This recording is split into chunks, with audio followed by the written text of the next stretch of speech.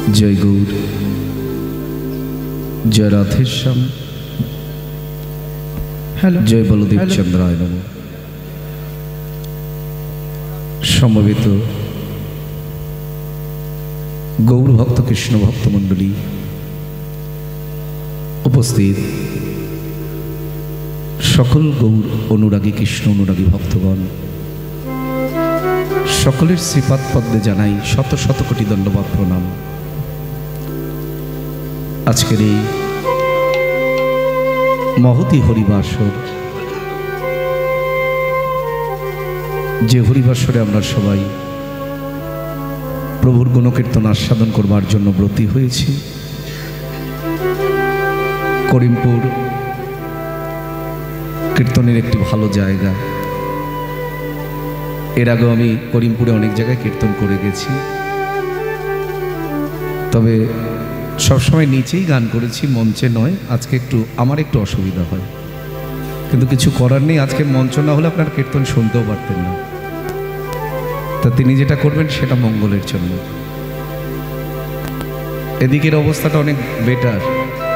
এখানে বৃষ্টি হচ্ছে ভাবছেন, আর উত্তর 24 পরগনা, দক্ষিণ 24 পরগনা, কলকাতার অবস্থা আজকে আরও খারাপ। পূর্ব মেদিনীপুর, পশ্চিম মেদিনীপুর, আমাদের কাল থেকে বৃষ্টি হচ্ছে। আমি তো একসময় ভাবলাম যে কীর্তন আদৌ হবে কিনা, তারপর চিন্তা করলাম না, এটা তো অনেক দূরে আমার থেকে। ঘূর্ণিঝড়টাও যেমন অনেক দূরে, করিমপুরটা আমার বাড়ি থেকে অনেক দূরে, অর্থাৎ এত দূর আসবে না। এখানে ঘূর্ণিঝড় আসবে না ঠিকই, কিন্তু একটা ঝড় আসবে, সেটা হচ্ছে গৌর প্রেমের ঝড়। যে গৌর প্রেমের ঝড়ের মধ্যেও সমুদ্র উত্তাল হলে কি হবে, এখানে গৌর প্রেমের সমুদ্র উত্তাল হবে। তা সবাই মিলে দুটি বাহু তুলে বলো, নিতাই গৌর হরি বল, গৌর হরি বল।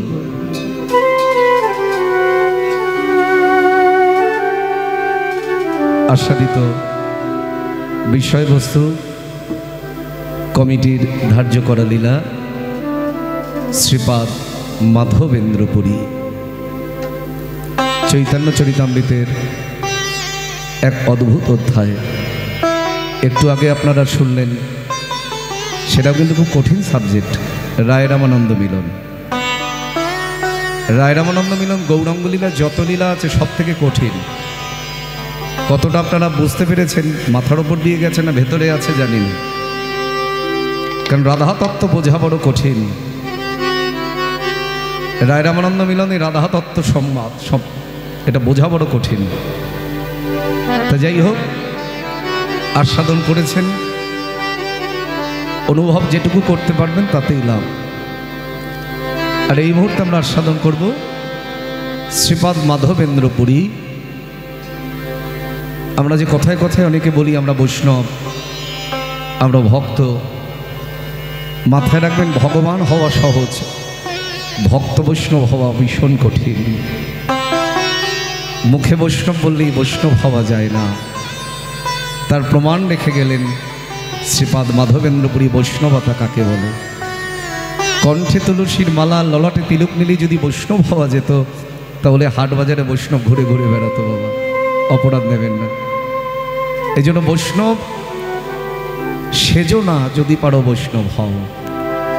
কঠিন পরীক্ষা দিয়েছিলেন শ্রীপাদ পুরী গোসাই, যার কারণে স্বয়ং ভগবান নিজে তার হাত দিয়ে ওই ভক্তের জন্য ক্ষীর চুরি করেছিলেন, যারা রাখলাম ক্ষীর চোরা গোপীনাথ।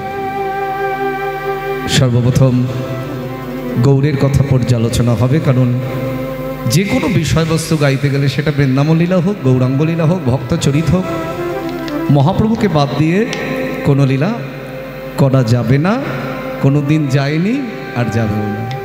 কারণ কীর্তন মহাপ্রভু আসার আগে ছিল না, মহাপ্রভু আসার পরেই কীর্তন। তাই মহাপ্রভুকে অবজ্ঞা করে কখনো কোনো দিন কীর্তন হতে পারে না। আমরা বাঙালির ছেলেটাকে চিনতে পারি না, এটা আমাদের দুর্ভাগ্যের।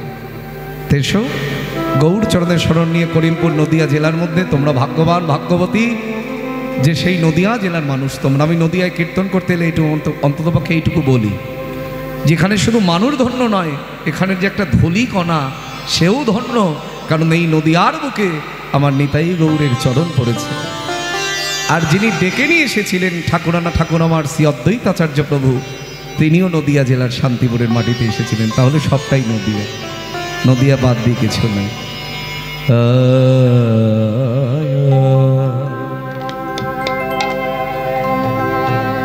কিবা জয় জয় গৌরচন্দ্র,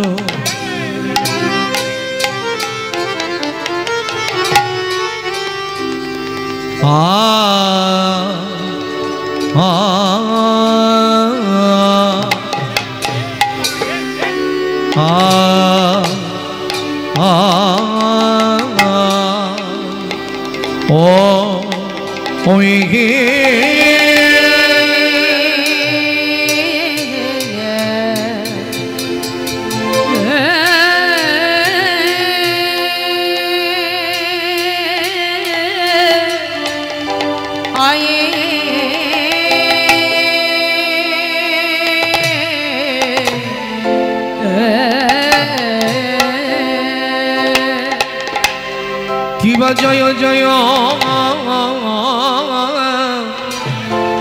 গৌরচন্দ্র,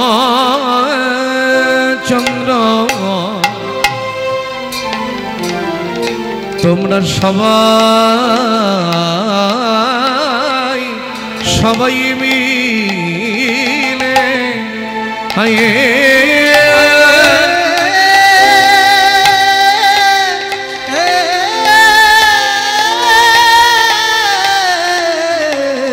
সবাই মিলে জয় জয় দা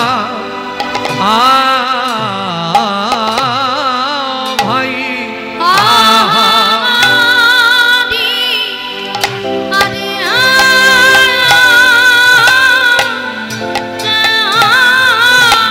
আহা মরি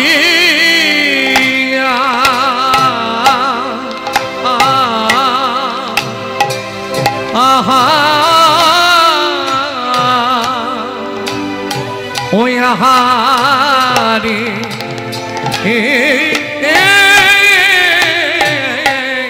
তোমরা সবাই মিলে সবাই মিলে জয় দাও ভাই।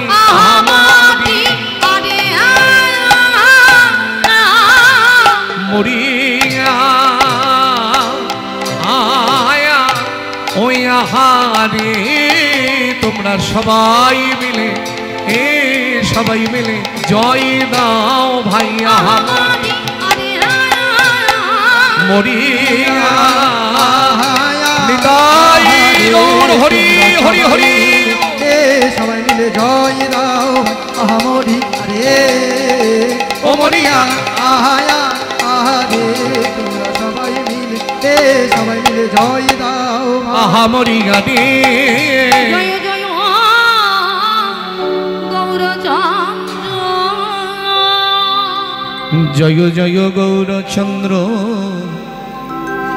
কারণ্য করুণা ইন্দু, গৌর আমার পতিত জীবের বন্ধু হরি, পতিত জীবের বন্ধু হরি। 1407 শতাব্দীর শুভ ফাল্গুনী পূর্ণিমা তিথি অর্থাৎ দোল পূর্ণিমার দিনে আমার ভগবান শ্রীকৃষ্ণ চৈতন্য মহাপ্রভুর আবির্ভাব হয়েছিল। আস্তে আস্তে তো গৌরহরি যখন শচীগর্ভ সিন্ধু মাঝে উদয় হয়েছে,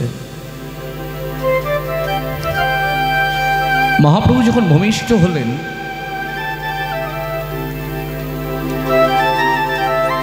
একদিকে আকাশে পূর্ণচাঁদের উদয় হয়েছে, আর শচীমায়ের কোলো একখানি চাঁদের উদয় হয়েছে।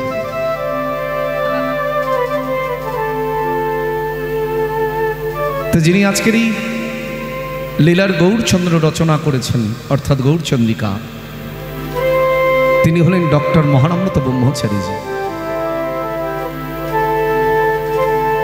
আমরা জানি স্বামী বিবেকানন্দ আমেরিকার শিকাগো শহরে গিয়েছিলেন। এটা কম বেশি যারা লেখাপড়া করেছেন তারাও জানেন, যারা করেনি তারাও অনেকেই জানেন, কারণ শুনতে শুনতে অনেকটা জানা হয়ে যায়, পরিচয় হয়ে যায়। তো স্বামী বিবেকানন্দ আমেরিকার শিকাগো শহরে গিয়েছিলেন কেন? বিশ্ব ধর্ম সম্মেলনে। তারপরে আরো দুজন ব্যক্তি গিয়েছিলেন। প্রথম জনের নামটা আমরা জানতে পারলাম কবে থেকে? যেদিন থেকে মায়াপুর ইস্কন মন্দির প্রতিষ্ঠা পেল। তিনি হলেন প্রভুপাদ ভক্তি বেদান্ত সরস্বতী মহারাজ। 3 নম্বর ব্যক্তি হচ্ছেন ডক্টর মহানম্রত ব্রহ্মচারীজি, কিন্তু তার কথাটা অনেকেই জানে না, কারণ তিনি পর্দার আড়ালেই থাকতে চেয়েছিলেন। যারা প্রকৃত বৈষ্ণব হয় তারা পর্দার আড়ালেই থাকতে চায়, সামনে আসতে চায়। তার প্রমাণও আজকে মাধবেন্দ্র পুরীর জীবনী কথা।